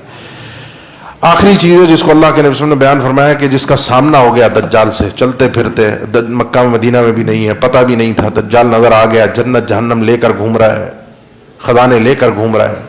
فلیقرأ علیہ فواتح سورۃ الکہف. سورہ کہف کی ابتدائی آیات جو ہیں وہ اس کے اوپر پڑھے, اور جو یہ یاد کرنے کی بھی تاکید ہے. اور مسلم کی حدیث میں اواخر سورۃ الکہف کی بھی ابتدائی آیات, اواخر آیات, جس کو امام نووی نے ذکر کیا, اس میں جو اللہ کے عجائب میں سورہ کہف کا ایک عجیب ایک تعلق ہے فتنہ دجال کے ساتھ, وہ ایک الگ تفصیلی موضوع ہے. تو جب کبھی اس کے ساتھ ٹکراؤ ہو تو یہ آیتیں آپ کو یاد ہونی چاہیے. اس کے اندر اللہ کے عجائب اور قدرت سے انداز کے بیان اس پوری صورت کے اندر کہ فتنہ دجال جو مال کا فتنہ ہے, جو علم کا فتنہ ہے, جو دنیا کے باغات کا فتنہ ہے, جو ایمان کا فتنہ ہے, جو پوری دنیا میں گھومنے اور پھرنے اور بادشاہت کا فتنہ ہے, ذوالقرنین کا اس میں تذکرہ ہے, اس میں آپ کے جو موسیٰ علیہ السلام اور عیسیٰ علیہ السلام کے علم کا تذکرہ ہے, اس میں جو وَضْرِبْ لَهُمْ مَثَلَ الرَّجُلَيْنِ جَعَلْنَا لِأَحَدِهِمَا جَنَّتَيْنِ باغوں والوں کا تذکرہ ہے, مال کے فتنے کا تذکرہ ہے, اور شروع میں اصحاب الکہف ایمان کے فتنے کا تذکرہ ہے. یہ 4 چیزیں دجال لے کر آئے گا. یہ سورہ کہف جو ہے ویسے بھی ہر جمعہ مستدرک حاکم کی انشاءاللہ صحیح حدیث ہے، قابل عمل حدیث ہے، ہر جمعہ پڑھیں، اگلے جمعے تک اللہ تعالیٰ آپ کے لیے نور فراہم کر دے گا. وَلَهُ النُّورُ مَا بَيْنَ الْجُمْعَتَيْنِ. ابھی آگے بہت ساری چیزیں باقی ہیں، یہاں میرے خیال ہے ہم وقفہ لے لیتے ہیں، نماز پڑھتے ہیں انشاءاللہ. اب جو آپ سے گفتگو کرنی ہے وہ اس کی ہلاکت ہے، مرے گا کیسے، اور اس کے بعد اب وہ اصل مرحلہ ہے کہ جو شکوک اور شبہات یا سوشل میڈیا پہ جو اس کے متعلق باتیں کی جاتی ہیں، جو بتایا جاتا ہے، اور یہ ٹائم ٹریول اور مختلف چیزیں آج کل ایک شخصیت کے اعتبار سے ہم کھل کر انشاءاللہ نماز کے بعد پھر شکوک اور شبہات کو پھر تفصیل سے ذکر کرتے ہیں. السلام علیکم ورحمۃ اللہ وبرکاتہ.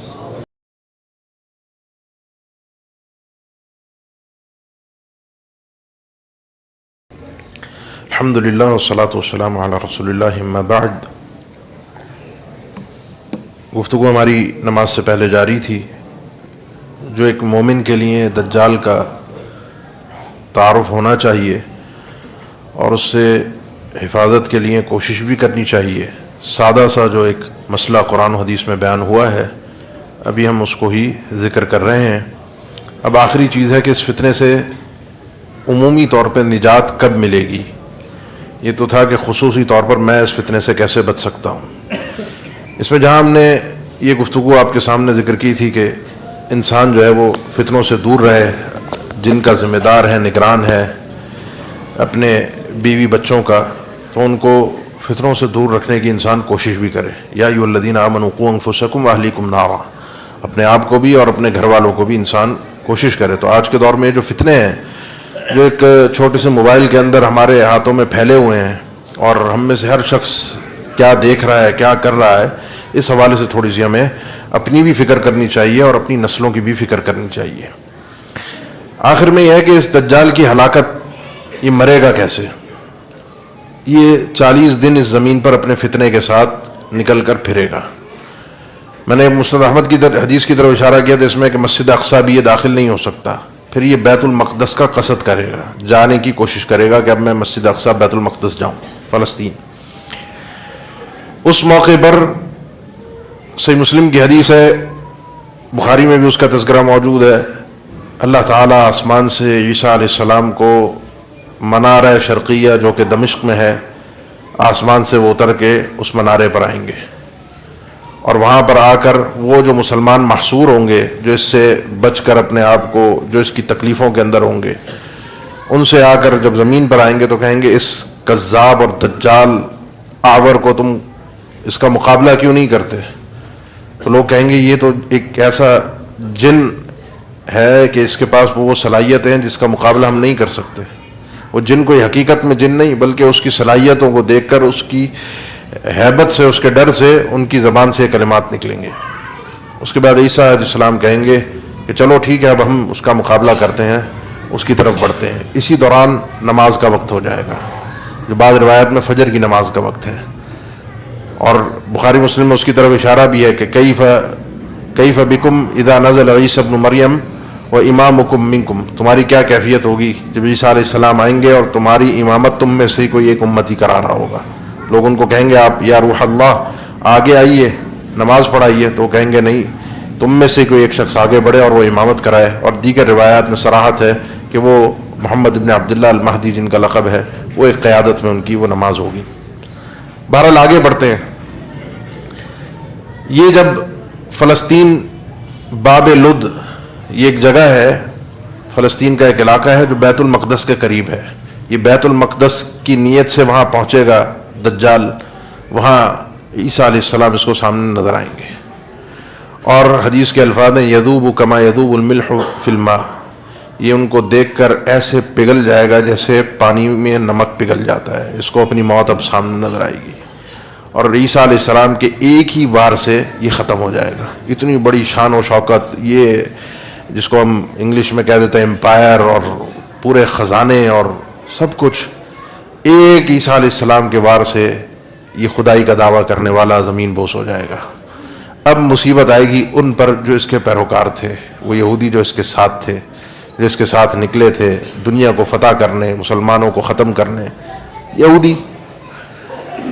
اب وہ حدیث جو بخاری مسلم میں ہے نا کہ وہ مسلمان یہودیوں کے پیچھے جائیں گے، ان کو قتل کریں گے، اور درخت بھی، حجر بھی کہے گا تعال یا عبداللہ وراء یہودی، اللہ کے بندے میرے پیچھے یہودی چھپ کر کھڑا ہے، درختوں سے آوازیں آئیں گی، پتھروں سے آوازیں آئیں گی. یہ حقیقت ہے. میں نے شروع میں عرض کیا تھا آپ کے سامنے حقیقت اور مجاز کا جو فلسفہ، جو الفاظ جیسے بیان ہو، پتھر سے بھی آواز آئے گی، درخت سے بھی آواز آئے گی، سوائے غرقت کے، اور یہ یہودیوں کا ہی درخت ہے، یہ آواز نہیں دے گا. اور اس وقت بتانے والے بتاتے ہیں، اللہ عالم، گوگل پہ سرچ کر لیجئے آپ، کہ غرقت نامی یہ جو درخت ہے، یہ زیادہ تر اس وقت اسرائیل میں اس کو لگایا جا رہا ہے خصوصی طور پہ. اللہ عالم بالصواب، اس معلومات میں کتنی حقیقت ہے. بہرحال یہاں اس کا خاتمہ ہوگا، یہاں اس کا فتنہ اپنے اختتام کو پہنچے گا.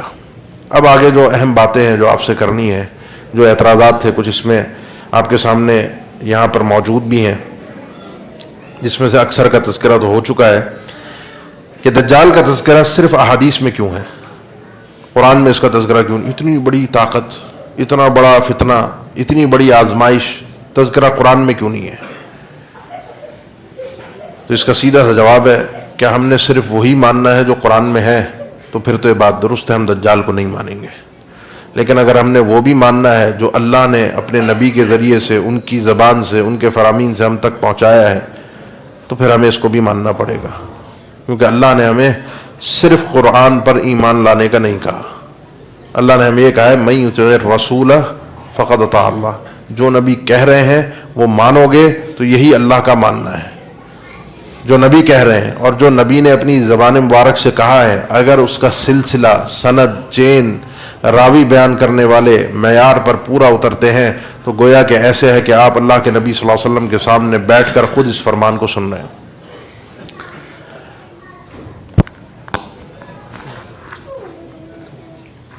قرآن مجید میں پھر بھی اہل علم نے ذکر کیا ہے کہ دجال کے اشارے موجود ہیں. اول تو ضرورت نہیں تھی، ایک مومن کو ان ابحاث میں پڑھنے کی ضرورت نہیں ہے. قرآن مجید میں گدھے کی حرمت کا تذکرہ موجود نہیں ہے، پھر بھی ہم گدھے کو حرام کہتے ہیں. منکرین حدیث کے لیے موت پڑ جاتی ہے جب ان سے سوال ہوتا ہے گدھا حلال ہے یا حرام ہے. دیگر جانور جتنے ہیں ان کی حرمت کا تذکرہ قرآن مجید میں نہیں ہے، احادیث سے آپ کو ملے گا. یہ بہت ساری چیزیں ایسی ہیں کہ جن کے حلال اور حرام کی تفریق جو ہے وہ اللہ کے نبی صلی اللہ علیہ وسلم کے فرامین کے ذریعے ہی ملتی ہے. اور اگر ان فرامین کو مستقل طور پر حجت نہ مانا جائے، ایک تو ہے نا تفسیر کے طور پر مان لیا، قرآن مجید کی وضاحت کے طور پر مان لیا مجبوری میں، اگر مستقل حیثیت میں نہ مانا جائے تو پھر اللہ کے نبی صلی اللہ علیہ وسلم کی رسالت کا فائدہ کیا ہوا؟ پھر آپ پر ایمان اور کلمہ پڑھنے کا فائدہ کیا ہوا؟ پھر بھی قرآن مجید میں اہل علم نے ذکر کیا، کئی مفسرین نے اس آیت میں، جو ہمارے ساتھ جب پروگرام شروع ہوا تھا مغرب کے بعد، تو بچے نے جو آیات تلاوت کی تھیں سورہ انعام کی تھیں، آخری آیات 8ویں پارے کی سورہ انعام کی آخری آیت، جس میں تھا یوم یأتی بعض آیات ربک لا ینفع نفسا ایمانها لم تکن آمنت من قبل او کسبت فی ایمانها خیرا. کہ لوگ قیامت کے متعلق پوچھتے ہیں کب آئے گی؟ جس دن آئے گی اس کی کچھ نشانیاں ظاہر ہوں گی، قیامت کی کچھ نشانیاں ظاہر ہوں گی.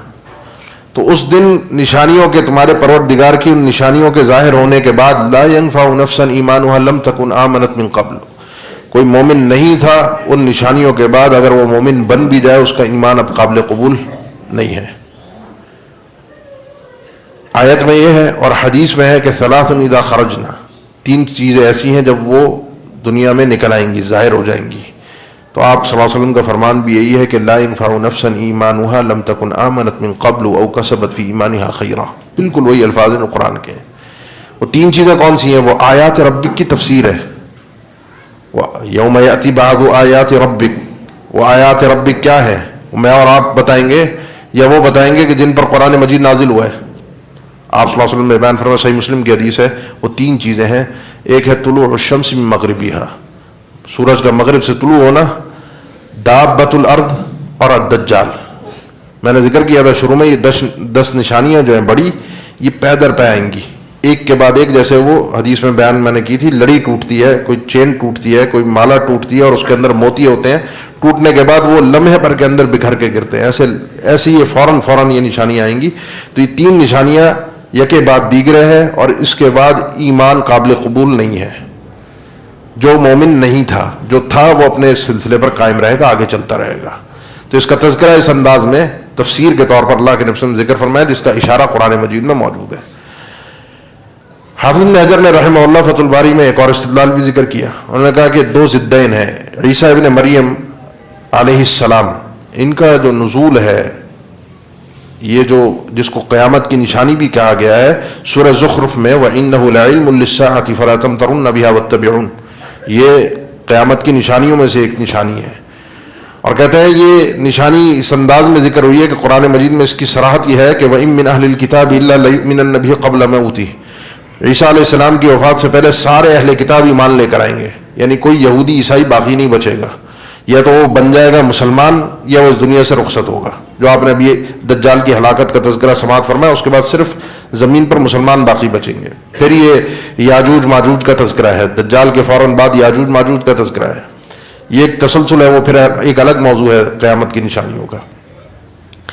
تو ابن حجر رحمہ اللہ کہتے ہیں کہ یہ عیسیٰ علیہ السلام کا آنا یہ مسیح الہدا ہے اور وہ مسیح الضلالہ ہے. دجال مسیح الضلالہ ہے.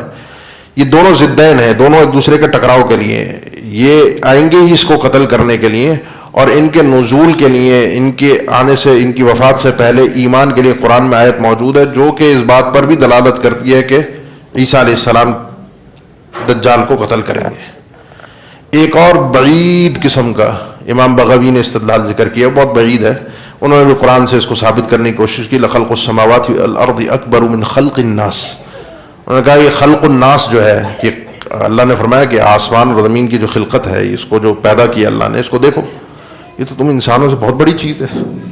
ہم کیا ہیں اس زمین کے ایک چھوٹے سے کائنات میں. آج کل ہمیں سائنس بتاتی ہے زمین کی حیثیت اوقات کیا ہے، اس زمین کے اوپر کتنا رقبہ ہے، اس زمین کے رقبے پر میں اور آپ کیا بنتے ہیں. تو اللہ نے یہ فرمایا کہ یہ آسمان اور زمین کو ذرا دیکھو، تمہارے سامنے تم ساری انسانیت مل بھی جائے، جو بھی آئیں گے آئے ہیں، مل کر ایک وجود بھی اگر ڈھال لیں تو پھر تو بھی کسی کھاتے میں نہیں آتے، کسی پیمائش میں نہیں آؤ گے. وہ کہتے ہیں یہ جو خلق الناس ہے، یہ آسمان اور زمین جو ہے وہ خلق الناس سے بڑا ہے. یہاں پر خلق الناس مراد دجال ہے. بہرحال اس کی کوئی صراحت کے ساتھ دلیل موجود نہیں ہے. اشارے موجود ہیں قرآن میں، لیکن ہمارے لیے اتنا کافی ہے کہ اللہ کے نبی صلی اللہ علیہ وسلم کے فرامین تواتر کے ساتھ ہیں. تواتر کا مسئلہ کیا ہے؟ جو حضرات منکر حدیث ہوں، جو بھی ہوں، تواتر ان کے لیے ایک ایسی مصیبت ہے جس کو فلسفے نے ثابت کیا ہے. تواتر ایک ایسی موت ہے کہ جس کا رد نہیں کیا جا سکتا، اس کو جھٹلایا نہیں جا سکتا. خبر کا ایک ایسا ذریعہ ہے. آج کے ملحدین کا ایک نیا فلسفہ ہے کہ وہ خبر کو مانتے نہیں ہیں، لیکن خبر انسان جو ہے تواتر کے ساتھ ہے تو ماننے پر مجبور ہوتا ہے. خبر کوئی بھی خبر ہو، آپ کو ایک دم سارے ٹی وی چینل بتانے لگے آج تو جھوٹ ہے نا، تو وہ تواتر نہیں ہے. وہ تو تواتر کی تعریف پر پورا فٹ نہیں آتا کہ جی یہ ہو گیا، فلاں نے حکمران کی چپل کھو گئی، فلاں نے سیاستدان کے ساتھ یہ ہو گیا، اب پیٹرول ختم ہو گیا، پیسے ختم ہو گئے، بعد میں بدلتا خبر جھوٹی تھی. تو ہم ان خبروں کے تناقل میں خاص طور پر سوشل میڈیا کے اس میں احتیاط کرنی چاہیے. لیکن تواتر جو ہوتا ہے، جو اپنے اصولوں پر ہو، جو اپنی شرائط کے ساتھ ہو، یہ حدیث اس کو اہل علم نے، امام شوکانی نے پوری الگ سے کتابوں کے اندر ذکر کیا ہے. تفسیر در المنصور کے اندر، یعنی کتابوں کے نام ہے جو دجال کے اوپر خصوصیت سے جس کے اندر احادیث کو جمع کیا گیا ہے. امام نووی نے ذکر کیا ہے بار بار. جب میں نے قاضی ایاز رحمہ اللہ کا قول آپ کے سامنے پیش کیا، ان کے قول کو نقل کیا کہ دجال کی صفات حقیقت ہیں، یہ ایسا ہے، یہ ایسا ہے. اس کے بعد امام نووی کہتے ہیں ھذا مذہب اہل السنۃ وجمیع الفقہاء والمحدثین. یہ اہل السنہ تمام فقہاء اور محدثین کا ہمیں یہی پتہ ہے، اجماعی مسئلہ ہے کہ اس دجال نے آنا ہے. کسی نے اس کا ہمیں نہیں پتہ کہ کسی نے اس کا انکار کیا ہو. امام ابن ماجہ رحمہ اللہ نے ذکر کیا بعض محدثین کے حوالے سے اپنی سند سے، وہ کہتے تھے کہ یہ دجال کی جو احادیث ہیں، ان میں سے چند احادیث کو معرفت کے لیے جو بچوں کو کتاب ہوتے تھے نا، جو ان کو جس کو ہمارے اسکول یا نرسری کہتے ہیں نا، بچوں کو لکھنے کے لیے، لکھائی سیکھنے کے لیے بھیجا جاتا ہے، وہ کہتے ہیں دجال کی احادیث ان بچوں کو بچپن سے بتا دو. یہ دجال کون ہے ان کو پتہ ہو شروع سے. ان کے انہیں مدرسوں کے اندر چھوٹی چھوٹی مانٹیسری ہے، نرسری ہے، ان کے اندر بچوں کو ابتداءً دجال کا تذکرہ مل جائے. تو یہ ثابت شدہ چیز ہے، اس میں کوئی ایسے اختلاف نام کی چیز پہلے نہیں تھی. آج کے مستشرقین کی طرف سے کوئی اعتراضات، جن میں سے ایک یہ ہے کہ قرآن میں اس کا تذکرہ نہیں ہے. اچھا جی، پھر نہیں ہے، حدیث میں تو ہے، وہ کہاں سے آ گیا؟ جی وہ تو یہودیوں نے شامل کیا ہے. یہ تو ساری داستانی، وہ ان کے نزدیک تو احادیث ساری یہودیوں کی سازشیں ہیں، سارا خراسانی فلسفہ ہے، ساری اجمیوں کی سازش ہے. وہ یہودیوں نے کیوں کیا ہے؟ کیونکہ یہودیوں کے نزدیک دجال کا تذکرہ موجود ہے، انہوں نے اس کو ہیر پھیر کر کے احادیث میں شامل کر دیا. اس کی کیا دلیل ہے, اس کا کیا ثبوت ہے؟ ثبوت کوئی نہیں ہے. ایک ہوائی بات ہے جس کا ثبوت کچھ بھی ثابت کرنے کے لیے آپ یہ نہیں کر سکتے. وہ یہودی اپنی تائید کے لیے دجال کو مانتے ہیں, وہ مسلمانوں کے اندر اس فلسفے کو پیش کریں گے اور وہ اس انداز میں پیش کریں گے کہ دجال کو کذاب, اعور, اور اس کو اس طرح سے گھٹیا انداز میں اس کو فتنہ اور بدترین فتنہ پوری انسانیت کا, اس کا قتل, اس کے بعد یہودیوں کا اس کے بعد قتل ہونا, یہودی اپنی مخالفت میں مسلمانوں کو گمراہ کریں, یہ تو بات عقل سے بھی ماورا ہے. اس پر مختلف اعتراضات کرنے والے دجال پر, اس کے تصور پر, وہ یہ کہتے ہیں یہ جو تصور آپ پیش کر رہے ہیں وہ جی جنت جہنم لے کر گھوم رہا ہے, وہ آسمان سے بارش برسا رہا ہے, وہ زمین سے اناج اگا رہا ہے, وہ یہ کر رہا ہے, وہ یہ کر رہا ہے, وہ یہ کر رہا ہے. یہ کبھی یہ پوائنٹ ہے نا ہمارے پاس, یہ دجال کسی شخص کا نام ہے, سسٹم کا نام ہے. تو یہ کیسے ہوگا؟ یہ تو کچھ اس میں سے تو انبیاء کے معجزات سے ملتا جلتا چیزیں ہیں. عیسیٰ علیہ السلام مردے کو, موسیٰ علیہ السلام اور جو آنکھوں سے نابینا ہے اس کو شفا یاب کر دینا, بیماریوں سے صحت عطا کر دینا, جو عیسیٰ علیہ السلام کا تذکرہ قرآن مجید کے اندر موجود ہے ان کے. تو یہ تو گویا کہ معجزات میں اور دجال کے ان معاملات میں کوئی فرق نہ رہا. پھر تو دجال جو پیش کر رہا ہے اس حساب سے تو ہمیں اس کو مان لینا چاہیے, کیونکہ انبیاء جب معجزات پیش کرتے ہیں ان کو مانا جاتا ہے. تو دجال بھی جب یہ خوارق عادت چیزیں جو عام روٹین سے ہٹ کر ہیں ایسی پاور دکھا رہا ہے تو اس کو پھر مان لینا چاہیے. تو قرآن کے اسلوب کے خلاف ہے. بات سمجھ میں آ رہی ہے؟ اعتراض سمجھ میں آ رہا ہے آپ کو؟ اس کا ایک سیدھا سادہ آسان سے جواب ہے, انبیاء جا چکے. ما کان محمد ابا احد من رجالکم ولکن رسول اللہ وخاتم النبیین. ختم نبوت, اب کوئی نبی نہیں آئے گا. اب جو آگے جو دکھائے گا نا اس قسم کی حرکتیں, وہ دجال ہی ہے, وہ دجال ہے. الحمدللہ اللہ نے ہمیں اس مصیبت سے, ہمیں اس آزمائش سے باہر نکال دیا کہ ہم اس میں آزمائے جائیں کہ ہمیں انبیاء کے معجزات میں اور دجال کے. نمبر 1 یہ. نمبر 2 یہ ہے, یہ اللہ تعالیٰ چیزیں عطا کر دیتا ہے, اپنی قدرات عطا کر دیتا ہے, قوت عطا کرتا ہے. اس کو عطا کی ہے بطور آزمائش کے اور وقتی ہے. جو بندہ مار کے اس نے زندہ کرنا ہے پھر دوبارہ مارے گا, جو حدیث آپ نے سنی تھی وہ دوبارہ نہیں مار سکے گا. جو مدینہ سے نکل کر اس کا امتحان لینے جائے گا, صحیح مسلم کی حدیث ہے, دوبارہ نہیں مار سکے گا. اس کا مطلب اختیار بھی ہے, جزوی ہے, کلی نہیں ہے. اور میری اور آپ کی آزمائش کے لیے. اللہ کے نبی صلی اللہ علیہ وسلم نے فرمایا کہ وجنت فنار جنہ وجنت والنار, اس کی آگ جنت ہے. انبیاء جو معجزات دکھاتے ہیں, جو اچھائیاں پیش کرتے ہیں, جو کسی کو شفایاب کر رہے تھے, تو وہ کوئی اس کو یہ کہا گیا ان کا شفایاب ہونا ان کو گناہگار کر رہے ہیں, ان کو جہنم میں لے جا رہے ہیں. زمین آسمان کا فرق ہے. یہ اس قسم کی صلاحیتیں چیزیں اگر اس کو اللہ تعالیٰ نے عطا کی ہیں وہ میری اور آپ کے ایمان کی آزمائش کے لیے ہیں. اسی لیے اس کو سب سے بڑا فتنہ قرار دیا گیا, سب سے بڑا فتنہ. اور آج کے دور میں تو اعتراض بنتا بھی نہیں ہے. آج کے دور میں تو بہت سارے سسٹم ہم دیکھ رہے ہیں نا, وہ پتہ نہیں آج کل ہمیں بتاتے ہیں کوئی ہاف ٹیکنالوجی ہے جس سے بادل برسا بھی دیے جاتے ہیں.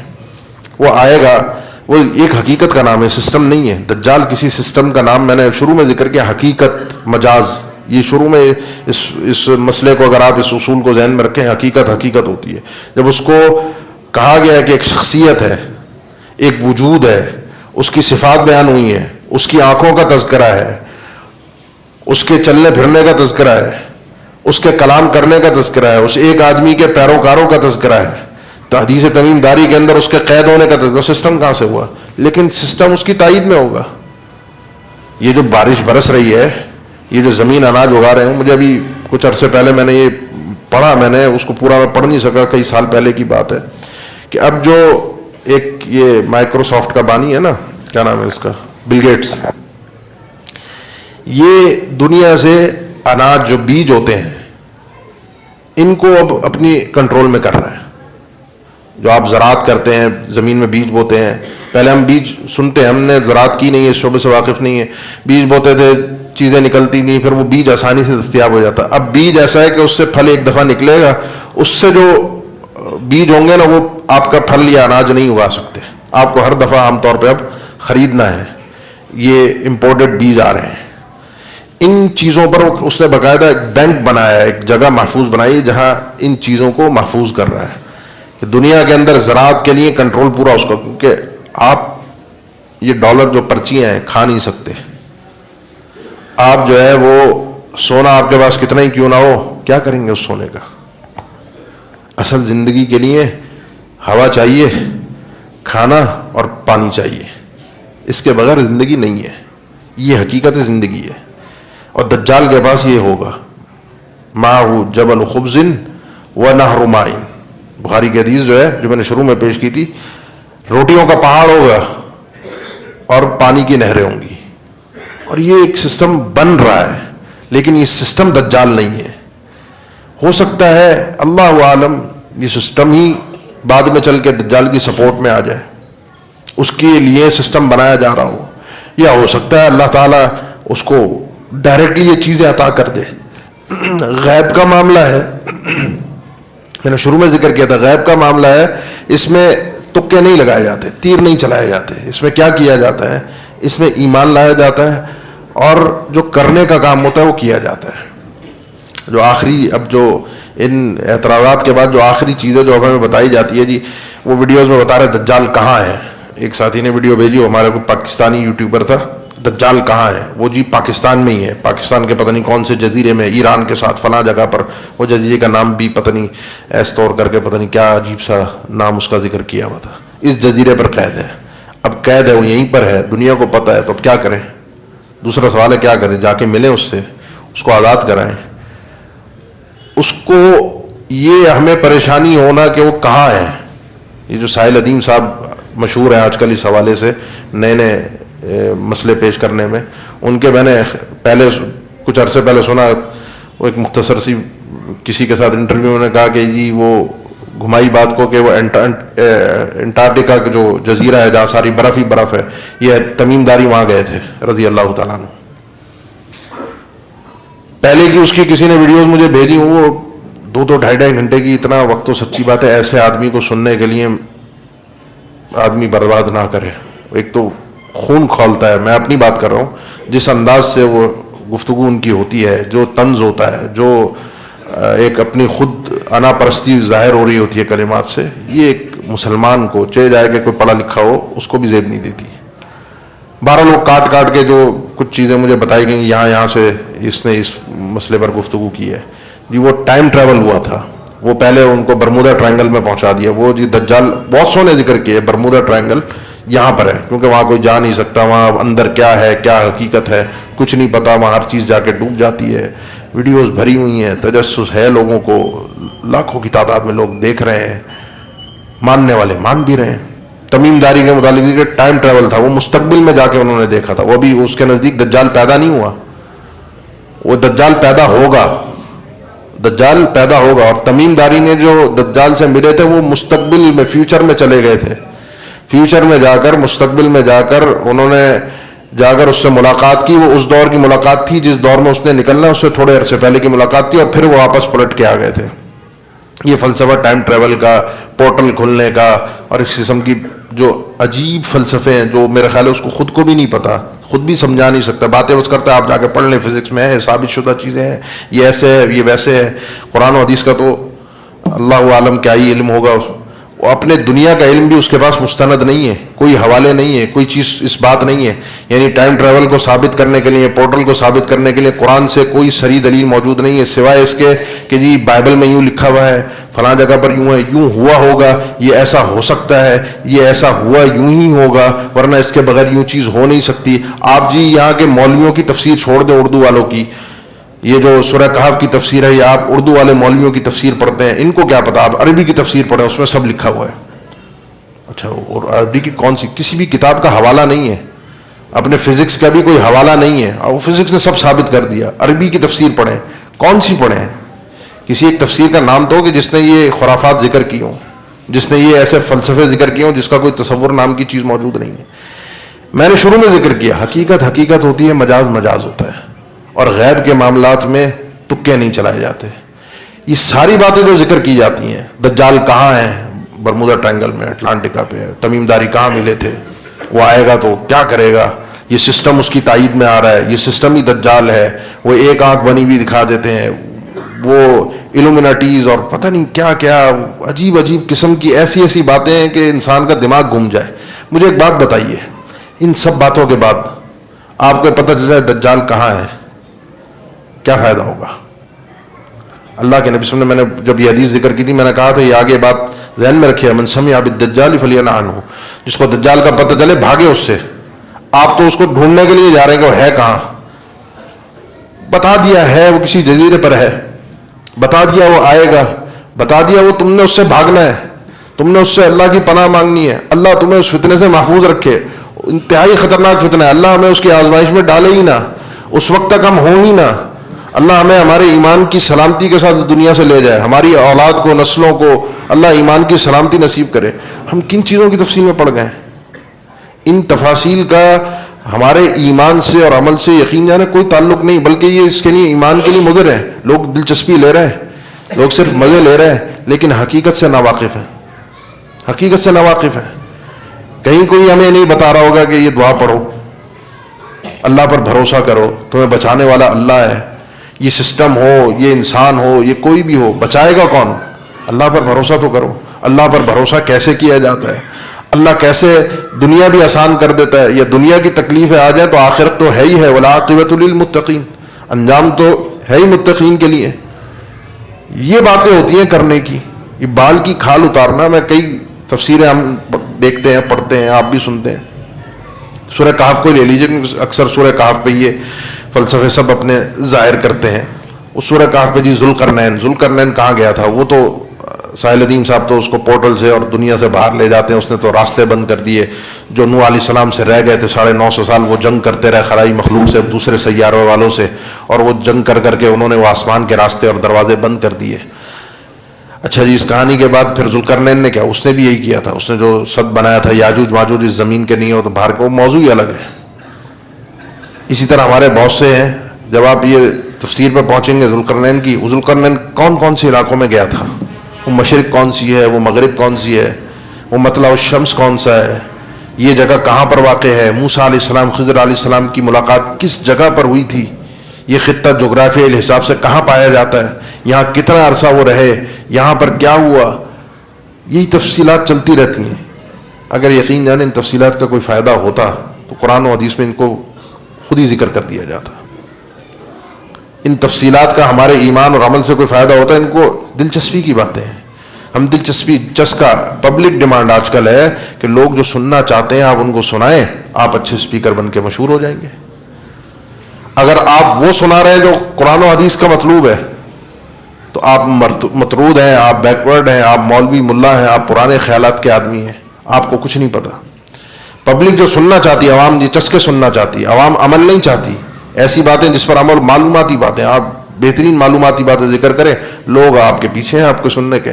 آپ جہاں ان کو کہیں عمل کرنا ہے، جہاں ان کو کوئی وہ عملی باتیں بھی ابتداء میں آپ شروع کر دیں، پائچہ بھی بتائیں ان کو، داڑھی بھی بتائیں، عورت کو پردہ بھی بتائیں، نماز بھی بتائیں، جہاد بھی بتائیں، دعوت بھی بتائیں، صدقہ خیرات بھی بتائیں، روزہ بھی بتائیں، وہاں آہستہ آہستہ آپ دیکھیں گے آپ لوگ پیچھے ہونا شروع ہو جائیں گے. کیونکہ جو باتیں کانوں کو اچھی لگ رہی تھی اب وہ مزہ نہیں دے رہی. اب کیونکہ وہ مطالبہ ہے جی کچھ کرو.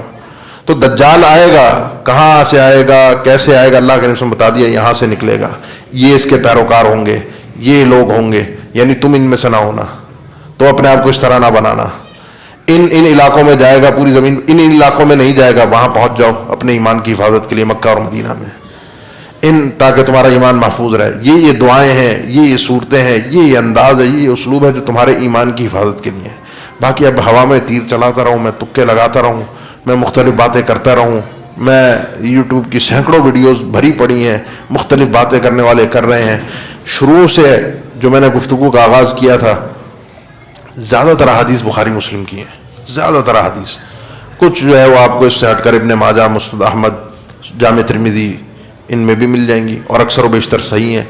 ہاں ضعیف بھی ہیں، موضوع بھی ہیں دجال کے اس سے متعلق، ان کا ہم نے کوئی تذکرہ نہیں کیا. آپ کو کوئی ایسی خرافات، کوئی کہانی نہیں سنائی، کوئی ایسا اس کا منصوبہ نہیں بتایا. آپ نے اس کا سن لیا، اس کی معرفت ہو گئی. اس کی معرفت اتنی تفصیل کے ساتھ، تدقیق کے ساتھ اس لیے ضروری ہے کیونکہ وہ سب سے بڑا فتنہ ہے، اور وہ الوہیت کا دعویٰ کر رہا ہے، خدائی کا دعویٰ کر رہا ہے، اپنے آپ کو خدا بنا کر پیش کر رہا ہے. لہذا اس سے بچنا بہت ضروری ہے. چھوٹے چھوٹے دجال جو آپ کے پوائنٹ موجود ہے اشتہار کے اندر، جو یہاں غالباً 3 لکھا ہوا ہے، حدیث میں 30 دجالوں کا تذکرہ ہے. یہ اس سے پہلے 30 دجال آئیں گے، 30 دجالون کذابون قریبا من 30 کلہم یزعم انہ رسول اللہ. اس سے پہلے کئی چھوٹے چھوٹے نکلیں گے دجال. اس اصل بڑے دجال سے پہلے چھوٹے چھوٹے دجال کئی آئیں گے اور سب کا دعویٰ ہوگا کہ وہ اللہ کا رسول ہے. یہ جو کمبخت آخری آئے گا نا آور کذاب، اس کا دعویٰ ہوگا میں الہ ہوں، رسول نہیں الہ ہوں، میں تو خود خدا ہوں. اور کئی ایسے گزرے ہیں جو آہستہ آہستہ پہلے مہدی کا دعویٰ ہوتا ہے، پھر نبوت کا دعویٰ ہوتا ہے، اور زندگی مل جائے تو وہ الہیت الوہیت کا بھی دعویٰ. گوہر شاہی کا یہی اسلوب رہا. مرزا قادیانی کو پتہ نہیں شاید اتنا وقت نہ مل سکا، وہ نبوت پہ ہی نکل گیا. اس سے پہلے مسلمہ کذاب اسود عنسی، تاریخ ایک یہ جھوٹے نبوت کے دعوے کرنے والوں کی. تو اس قسم کے دجال آتے رہتے ہیں. 30 آئیں گے. وہ جو آخری والا آئے گا میں نے ذکر کیا، یہ ہم بھی مطمئن نہ ہو کہ وہ آئے گا، پتہ نہیں آئے گا 100-200 سال بعد آئے گا. ایسا بھی ہمیں اطمینان نہیں ہونا چاہیے. آنے کو وہ میں نے شروع میں ذکر کیا، اللہ کے نبی خود اپنا ذکر کیا، اگر وہ میرے ہوتے ہوئے آ گیا تو میں اس سے تمہارے لیے رکاوٹ بن کے کھڑا ہو جاؤں گا. اگر وہ میرے نہ ہوتے ہوئے پھر اپنا معاملہ خود اپنا دفاع خود کرنا. آ تو وہ کبھی بھی سکتا ہے، لیکن یہ چھوٹے چھوٹے آ رہے ہیں. وہ جو دجال کی صلاحیت والی چیزیں ہیں وہ بہت ساری ہمارے سامنے آ رہی ہیں، ہمارے ایمان کی آزمائش کے لیے آ رہی ہیں. یہ شعبدے باز ہیں، یہ دنیا پر کنٹرول کرنے والے ہیں.